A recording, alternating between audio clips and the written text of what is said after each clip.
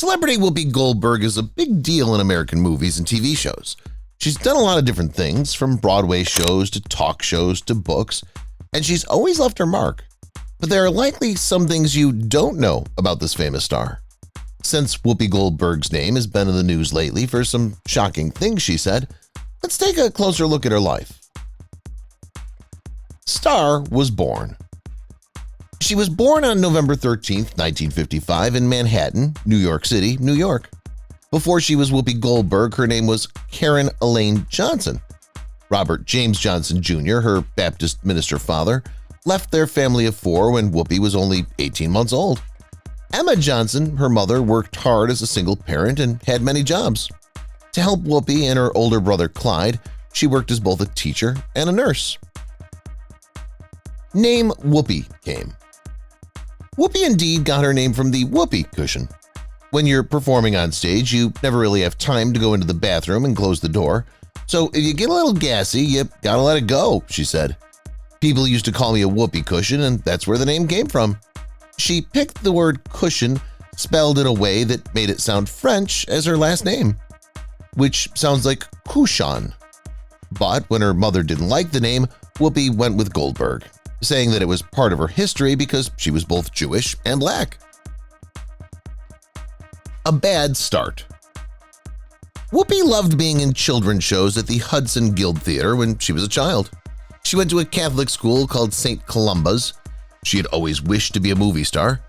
In her school's play, she played a teapot for the first time. She did go to Washington Irving High School until she dropped out because she started using drugs. It was said that she was around so many drugs that she turned into a junkie. "I took drugs because they were available to everyone at that time," she said. A DNA test. The reason Whoopi picked the last name Goldberg was to honor her Jewish background. She did some study and found that she didn't have any Jewish or German heritage in her family. A DNA test showed that Whoopi's relatives came from two groups in what is now Guinea-Bissau. The head of state of Guinea-Bissau asked her to come, but it took a long time to get there because the address was written wrong. It was written to Your Excellency Whoopi Goldberg. Egot in home. A big honor for Whoopi Goldberg is being able to be called an Egot winner. In other words, she has an Emmy, a Grammy, an Oscar, and a Tony. There are only 3 other women who have done this: Audrey Hepburn, Rita Moreno, and Helen Hayes. Also, she's the first black woman to win all 4 awards. Whoopi later won another Daytime Emmy for her work on The View in 2009 for Outstanding Entertainment Talk Show Host. A BAFTA and 3 People's Choice Awards are some of the other awards she's won. The big break. Whoopi Goldberg got the attention of Steven Spielberg, who was making a big movie while she was doing her one-woman show on Broadway. Spielberg liked her performance so much that he offered her the lead part in his next movie, The Color Purple, which is based on Alice Walker's book of the same name. Why did Whoopi want to be in the movie so badly? She once told Walker, "I will eat the dirt, play the dirt, and be the dirt." Whatever Whoopi did worked because she was cast as Celie, and The Color Purple won 11 Oscars, including one for Best Actress for Whoopi herself. Whoopi's career began. While Whoopi was in The Color Purple, she played Celie, and the reviewers loved her. But the movie wasn't, even though it was nominated for a lot of Oscars. A lot of people said that Steven Spielberg's portrayal of the black men in the movie was over the top, and that as a white man he wasn't the right person to direct the movie. But Whoopi stood by Spielberg and fought back against the haters. She still does this today. "He made a movie that no one else was willing to make," she said. Ready for marriage. People know Whoopi from her many marriages, including the 2 secret ones she told Joy Behar about in September 2023, when she said she'd been married 5 times. But she's also known for her many relationships and hookups. Over the years, she's been tied to several famous people such as Frank Langella, Tim Dalton, and Ted Danson. But none of those hookups or relationships turned into marriage. Whoopi now lives with her cat Oliver in a loft in Soho, Manhattan. Living alone is great for her because she doesn't have to answer to anyone and can do what she wants. She said that might make her ungrateful, but she doesn't mind.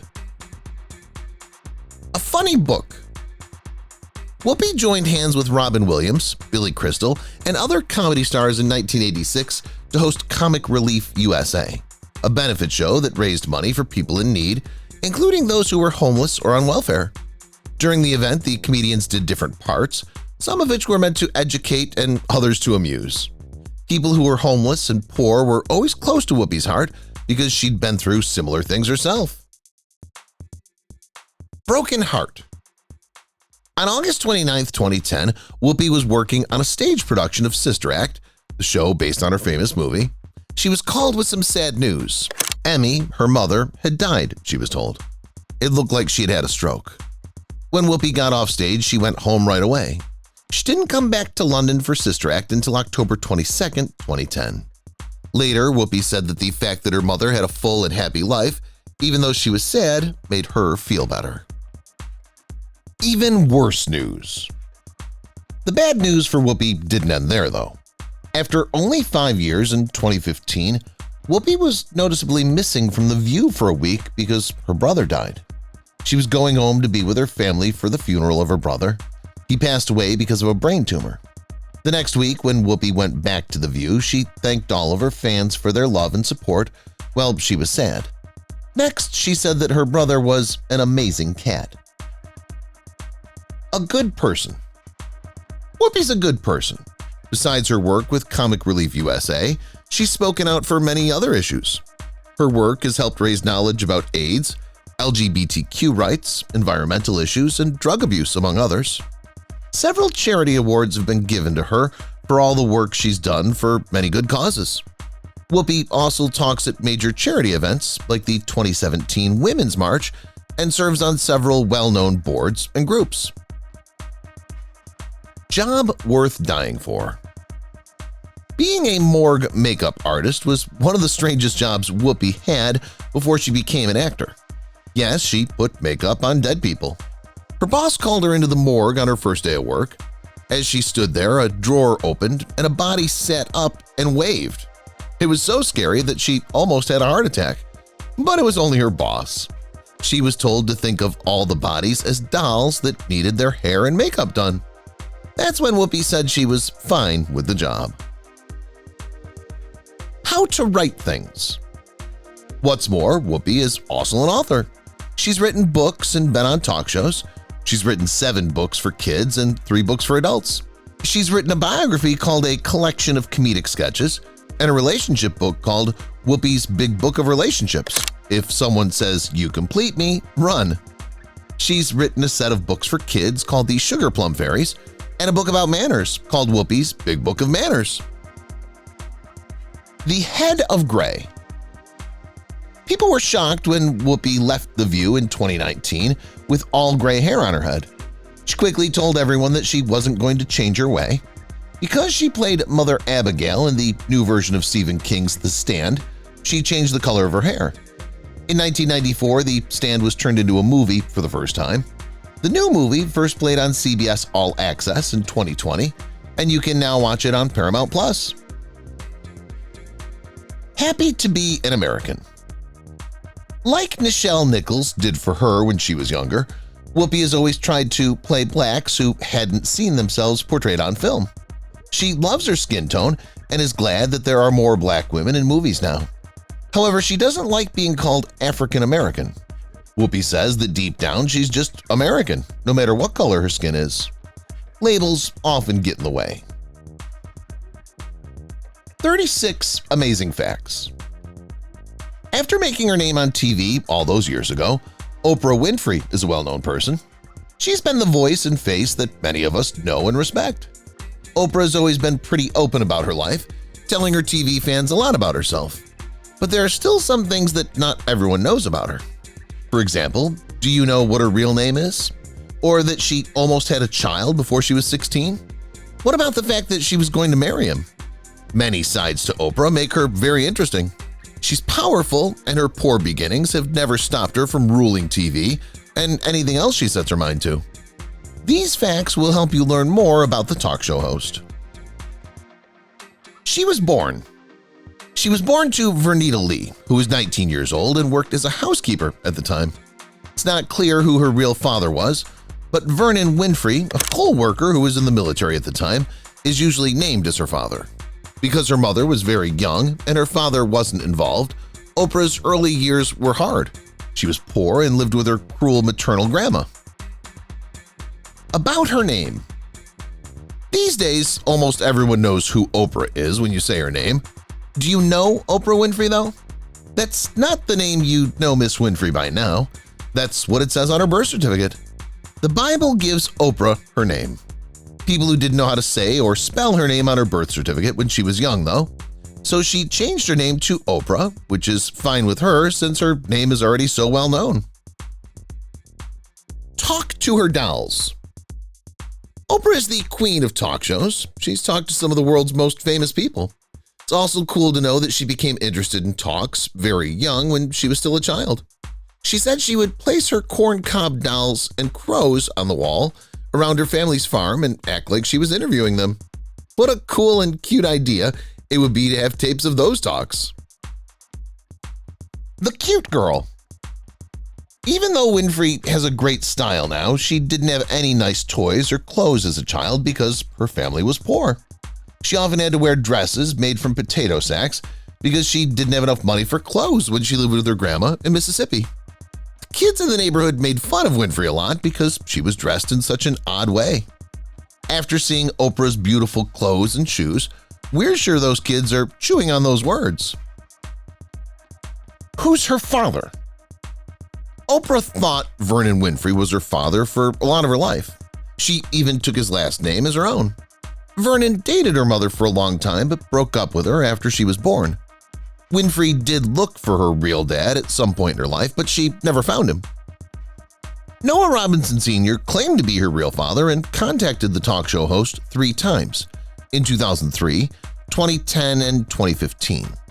To show that he's Winfrey's father, he asks her to meet him and take a DNA test. Her mother said she had no idea who the man was, and Oprah wouldn't do any DNA tests for anyone. Asian DNA in her body. Winfrey refused to take any DNA test, but she did choose a genetics test, which is very popular among celebrities these days. This showed that her mother's line came from the biggest group of people in Liberia, the Keppel. The test also found that 89% of her genes were from sub-Saharan Africa, 8% were from Native America, and 3% were from East Asia. It looks like those Asian parts might be Native American marks, though. Who ran away? Before Oprah turned 6, she lived with her grandmother. When her grandmother got sick, she went back to live with her mother. She moved back and forth between her mother and father for a few years, but in the end, she settled down with Vernita in Milwaukee. Winfrey was raped by her cousin while she lived there. She was only 9 years old. She never told anyone, but when she was a teenager, she started to act out. She didn't go to school, slept with other guys, and ran away from home. She was only 13. Her child died.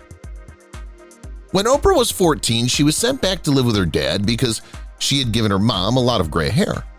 This is where she found out she was pregnant, which happened because she was having affairs. It wasn't easy for her to hide the pregnancy for the first 7 months.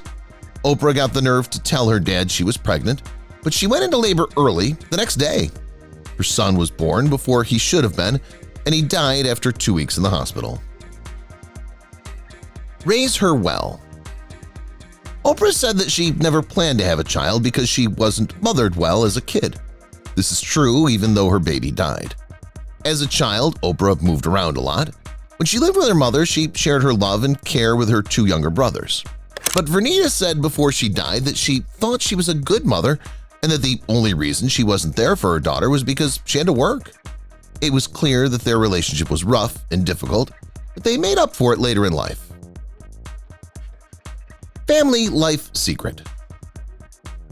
They were Oprah's half-siblings when she was a child. Their names were Patricia and Jeffrey.